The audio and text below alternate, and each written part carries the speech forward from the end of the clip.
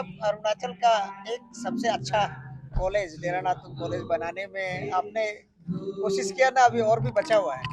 नहीं, हम इस साल से जोर लगा रहा हूँ और आने वाला दिन अगर भगवान मुझे मौका देता है, मैं ज़रूर इसका कॉलेज का जो जितना हॉस्टल है, चाहे बॉय का हो चाहे गर्ल का हो, उसको भी हम पूरा कंप्लीट करा के और जितना स्कूल बिल्डिंग है उन्हें भी मैं ठीक ठाक देने का कोशिश करूँगा।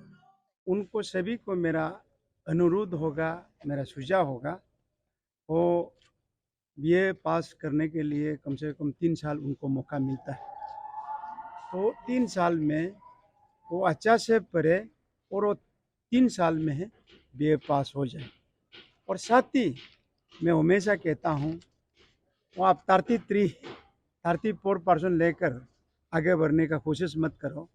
कम से कम आप अच्छा से अच्छा पढ़ के कम कम से कम 60, 70, 80% लेकर, अगर आपको यहाँ से अगर आप कोई अगर एमए करने जा रहा है, एलएलबी करने जा रहा है, तो कम से कम अच्छा कॉलेज आपको मिलेगा।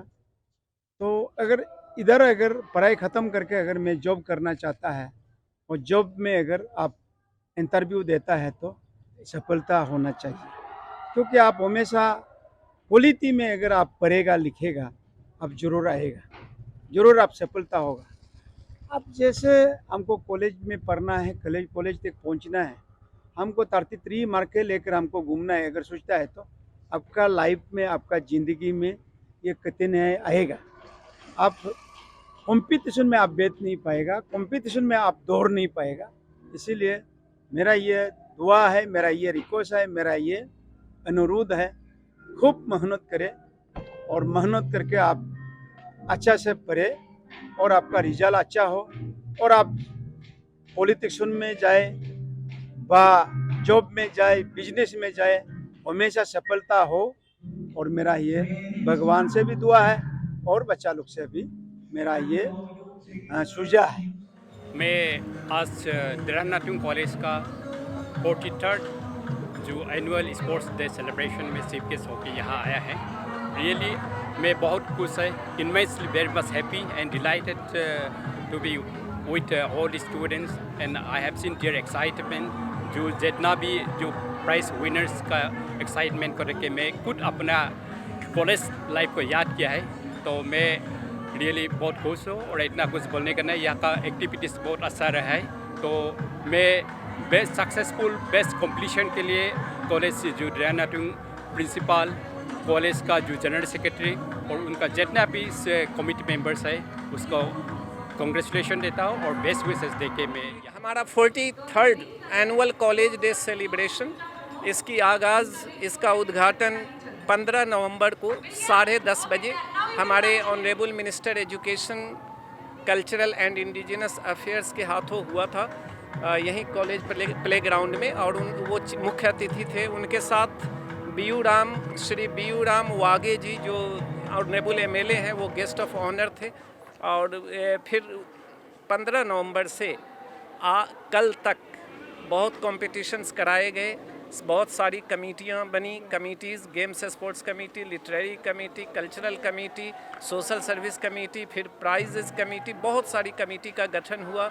और गेम्स स्पोर्ट्स में सबसे इम्पोर्टेंट रहा कि इस बार 4 हाउस थे, चारों हाउस में 2-2 टीम को अलाउ किया गया।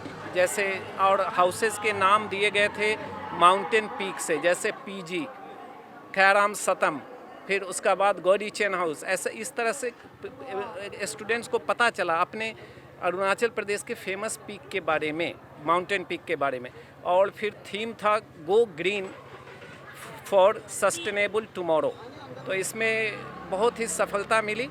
फुटबॉल, वॉलीबॉल, फिर उसके बाद table tennis, badminton, 100 metres race, 200 metres race, कई एथलेटिक इवेंट्स भी कराए गए, गेम्स स्पोर्ट्स के कंपटीशन्स हुए, फिर कल्चरल कंपटीशन्स हुए, फोकलोर, ट्रेडिशनल डांस, फिर उसके बाद group dance, modern dance, song, बहुत सारी आइटम्स। फिर कल लिटरेरी एक्टिविटीज़ में debate competition, quiz competition, essay writing competition, poetry writing competition.